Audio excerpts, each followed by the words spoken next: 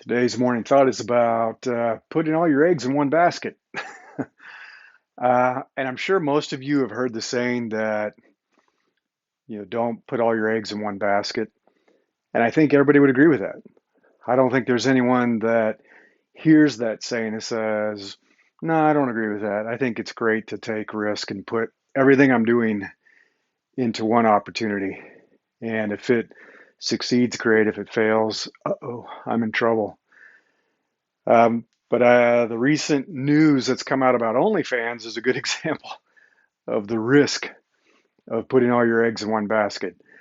And OnlyFans has something like 2 million content creators on the platform, 130 million users, uh, customers on the platform. And they recently announced that in a couple of months, they're no longer going to allow adult content. And let's all admit that's what OnlyFans is about. They can pretend that it's about other types of content, but it really is, it's adult content. So because of changes in what MasterCard is allowing for payments, OnlyFans said, okay, no more adult content in October, I think it is. I think that's when they're going to basically stop it all. And so now you have 2 million content creators that are essentially completely out of a revenue source, no more income. And people are already complaining and freaking out about it, saying that it's their primary source of income. And even though everybody says they agree with don't put all your eggs in one basket, everybody tends to do that. And before you're sitting there feeling smug, it's like, well, that's not what I do for a living. I would guess that most of you probably have a primary income from one employer.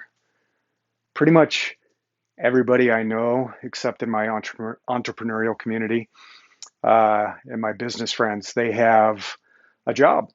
They have one employer, and that's either because they're just too busy having one job, or their employment agreement doesn't allow them to have multiple employers or other sources of income. So essentially, you are one layoff away from losing your only source of income.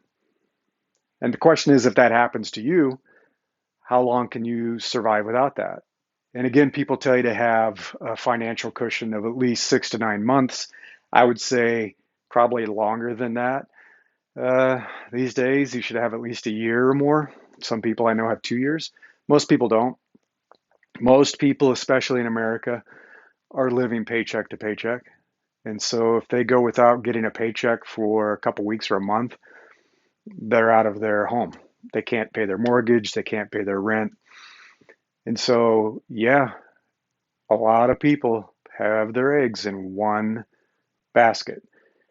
And that's not something that I would consider to be invincible. When I talk about an invincible career, it's about removing vulnerability from your life, removing vulnerabilities from your career, your profession, your job, and having multiple sources of income.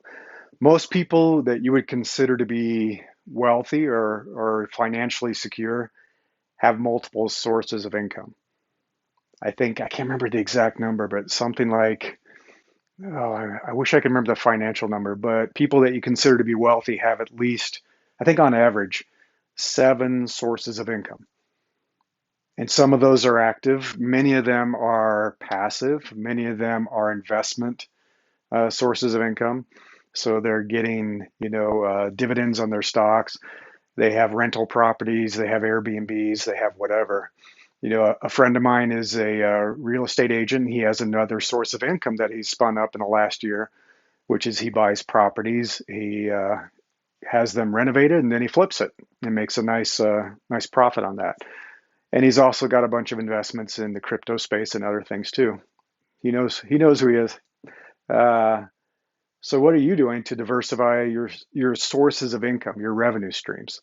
And I don't care if you have a job, a 9 to 5 job, you should be thinking about that. I have, I can't even count how many revenue streams I have, and they're not all significant. And that's the nature of it. There's no way you're going to have revenue streams that are all massive kind of sources of income from you. I still have a primary stream, and then I have some secondary and a whole bunch of tertiary streams that are pretty small. But I have some that are entirely passive that required some active investment up front, of course. Nothing's 100% passive. But now they generate monthly income that's probably enough to provide, you know, food for my family. It could probably pay our grocery bill every month. And that's just a passive income stream. It's not significant. It's not huge. I can't completely live on it, but that's not bad. And it gives me a sense of security knowing that I have these other streams. If my primary stream slows down, then I can ramp up other things. And I do that. So I can dial up and down different income streams. And I am trying to shift more of the work that I do into these other streams, these passive income streams. So I can do things like go on vacation. So I can do things like, hey, I'm sick. I can't work for a few weeks. I don't feel so good.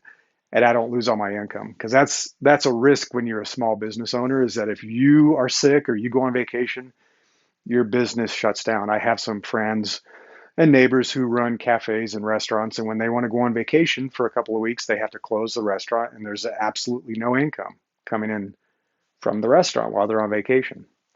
It's not so great. So yeah, that's my thought for today: is don't put all your eggs in one basket, and actually take it to heart. Start spending time thinking about other sources of income and revenue that are not your primary source of income, that it's not your 9 to 5 job, because everyone is a layoff away or getting fired or a reorg or a company gets acquired and they shut down everything. That happens. It happened to me. And now what? So spin up other income streams, give yourself some diversification in your financial portfolio, and never leave yourself that vulnerable. Don't ever put all your eggs in one basket.